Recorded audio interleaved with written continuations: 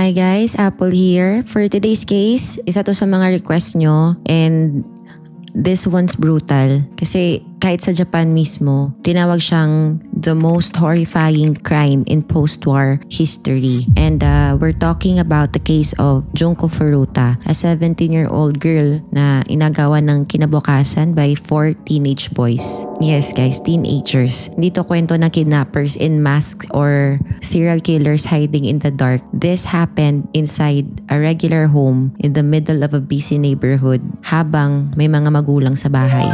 This is the full story of how Junko was abducted, tortured for 40 days, and how justice never really came. Okay, disclaimer muna tayo guys no before we start. Yung story natin today ay may very sensitive topics like torture, sexual abuse, and I want to make it clear. The goal of this video is to share the truth and honor the victim, hindi para i-glorify or gawing sensational yung violence. Lahat ng details dito ay fact-check from credible sources pero some parts may still be disturbing to hear, so please, viewer discretion is advised. Junko Furuta was born on January 18, 1971 in Misato, Saitama, Japan. She was the second of 3 siblings and ayon sa mga kaklase niya, she was the kind of girl na hindi mo iisipin na mapapahamak. Mabait siya, maganda, smart, and never caused any trouble. She didn't smoke, she didn't drink, and she wasn't rebellious like some teens around her. So at the time, nagpa-part-time job pa siya sa gabi kasi she was saving up for her graduation trip.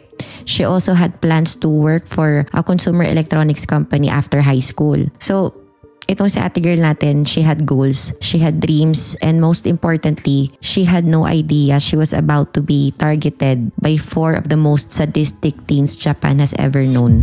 November 25, 1988, Junko was biking home from her part-time job when she was spotted by Hiroshi Miyano, isang 18-year-old dropout who was known in the area for being violent and manipulative. Now for context, Miyano had a reputation for claiming na he had ties daw to the Yakuza. Hindi siya officially membro ng kahit anong Yakuza group kasi wala pong public record or official charge na nagsasabing ganon. Pero ginagamit niya yung kilala ko ang nasa Yakuza narrative para takutin ng mga tao. That's how he kept people in line. It was all about fear. So that night, he and his friends, si Jo Ogura, 17 years old, Shinji Minato, 16, and Yasushi Watanabe, 17, were roaming around Tokyo looking for someone to victimize. They had a habit of harassing women for fun. Unfortunately, Junko crossed their path. Now, Miyano orchestrated the whole thing. Isa sa kanila, sinadyang itrip si Junko off her bike. Then kunwari, concerned citizen si Miyano offering to walk her home. But instead of taking her home, he led her to an abandoned warehouse and that's where her nightmare began. Junko was sexually assaulted, threatened with Yakuza-style retaliation if she tried to escape. Then, dragged her to Minato's house in Adachi, Tokyo, kung saan ginawang impyerno ang buhay niya for the next 40 days. For 40 straight days, Junko was tortured in ways that defy logic, humanity, and belief. Daily gang beatings with metal bars and golf clubs, burns using cigarettes and lighters, forced to drink her own urine and milk until she vomited, forced masturbation, insertion of foreign objects into her genitals, including a lit light bulb, and at one point, a hot metal bar that burned her insides, starvation, isolation, and sleep deprivation. Ito yung worst part guys.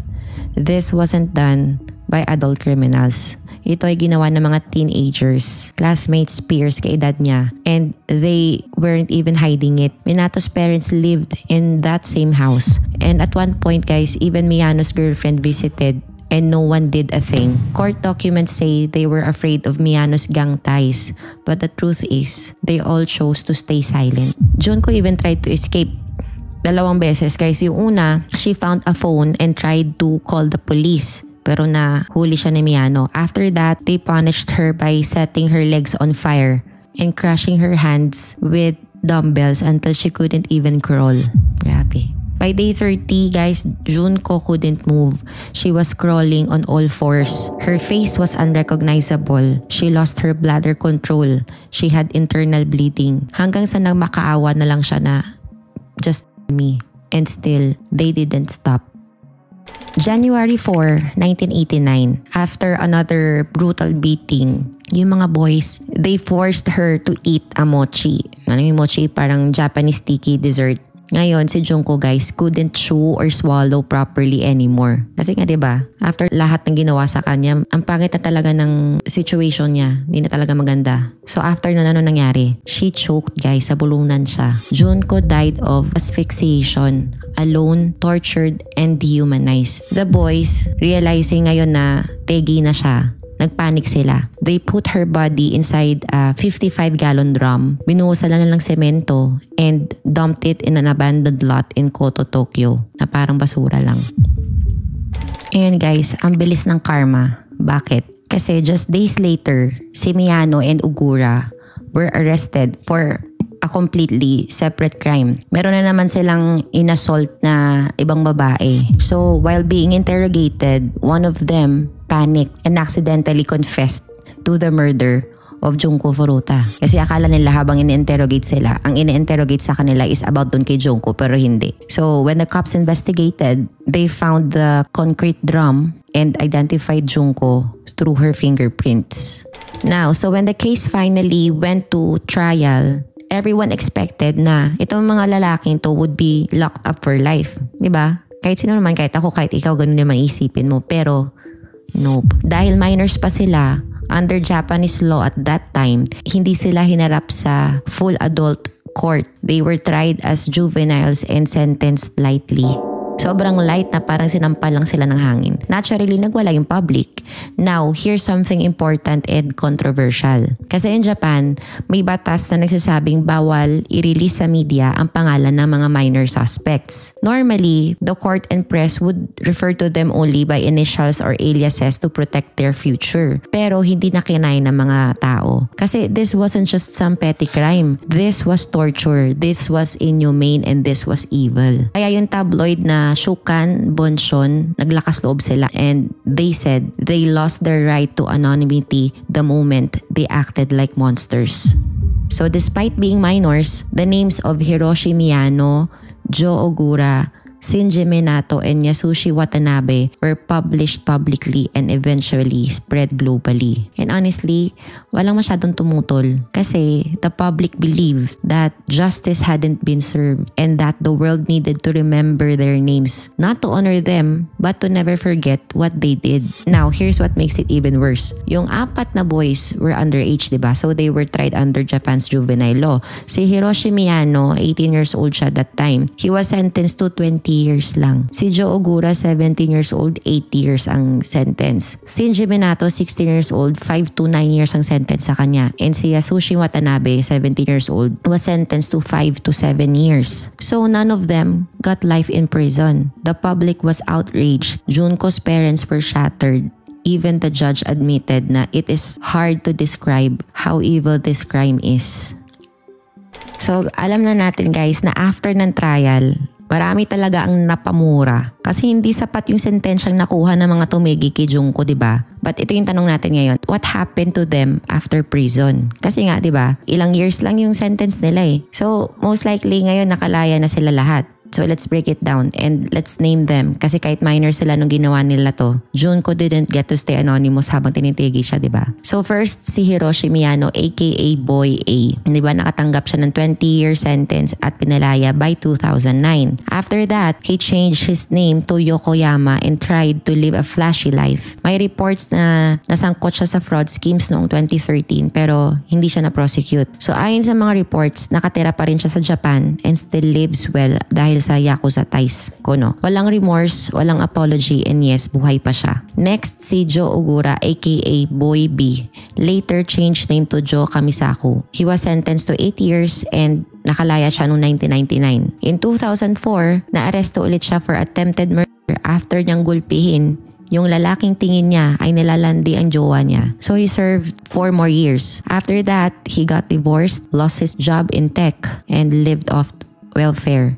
He died in July 2022 at age 51. So ano yung official cause? An accident daw. Kasi he got his head stuck in a toilet bowl while on psychiatric meds. Yes guys, totoo yun. Medyo ironic diba and medyo disturbing. Pero confirmed ang reports na deads na siya. Karma is a B.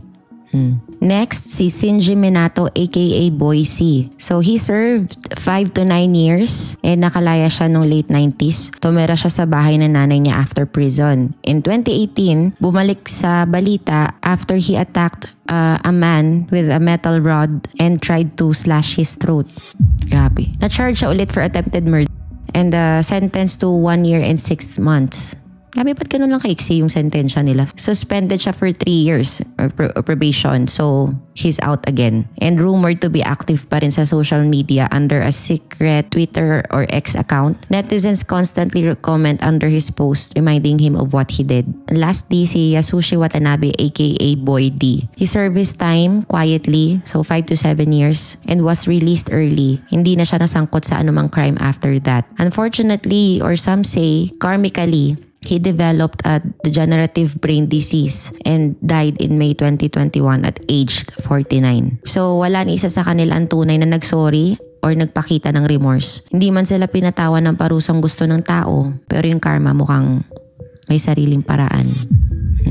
Okay guys, let's get one thing straight. Junko deserves the truth, not exaggerations. Una, hindi niya jowa si Miyano. Kasi ito yung lumalabas sa mga ibang articles, diba? Or sa ibang storya. Na jowa niya daw si Miyano, guys. Pero hindi. They didn't know each other at all. Second, hindi siya net ng 100 men 500 times. Exaggerated na talaga yung kwento ng ganun. Around 8 individuals total based on court records. And lastly, hindi siya 44 days kinulong or tinorture. Exactly 40 days lang. From November 25 to January 4. So kahit hindi exaggerated, guys, the real story is horrifying enough.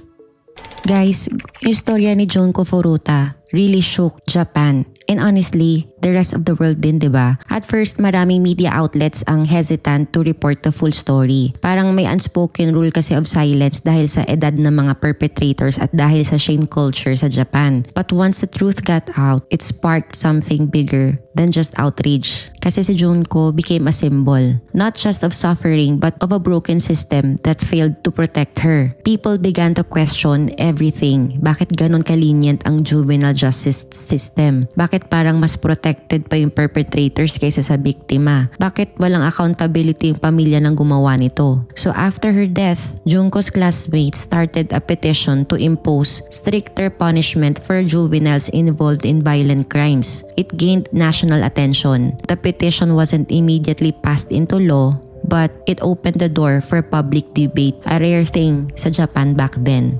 By the early 2000s, Japan slowly tightened some juvenile laws, especially for heinous crimes. Hindi to directly named after Junko, pero it was her case that triggered that national reflection.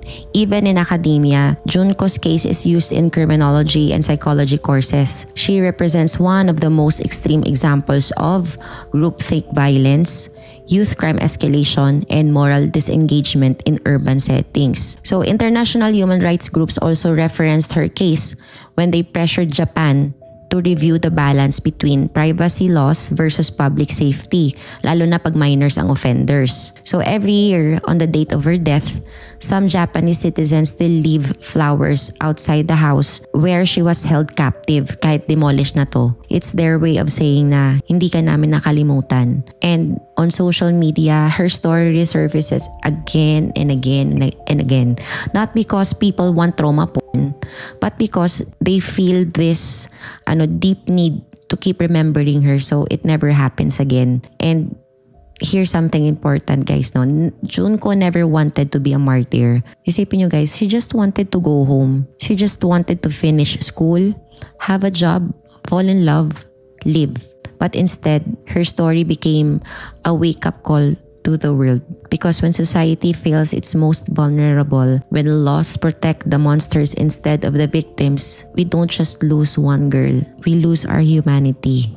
At the end of the day, guys, yung story ni Junko Furuta is already beyond horrifying. We don't need to sensationalize it. The facts alone are enough to break our hearts. That's why as content creators, responsibility natin to stick to what's true, lalo na sa mga kasong sobrang sensitive and disturbing. Kasi dahil may pamilya, may trauma, at may totoong tao sa likod ng kwento. Junko Furuta is not just the girl in the drum. She was a daughter, a student, a dreamer, and we owe it to her to tell her story right. So kung nandito ka pa sa part ng video na to, thank you. Thank you for choosing to stay, to listen, and to remember. Do you think, guys, justice was ever truly served? Drop your thoughts in the comments. And if may iba ka pang story suggestions, crime, mystery, o kahit historical scandal, comment mo or DM mo lang sa akin. Malay mo yan na yung next Dark Chika natin. Real stories, twisted endings, Dark Chika. This is Sa Likod ng Kwento with me, Apple Sison. And as always, don't forget to like, follow, share, and save. And I hope to see you in the next one. Stay safe, stay curious. Bye-bye.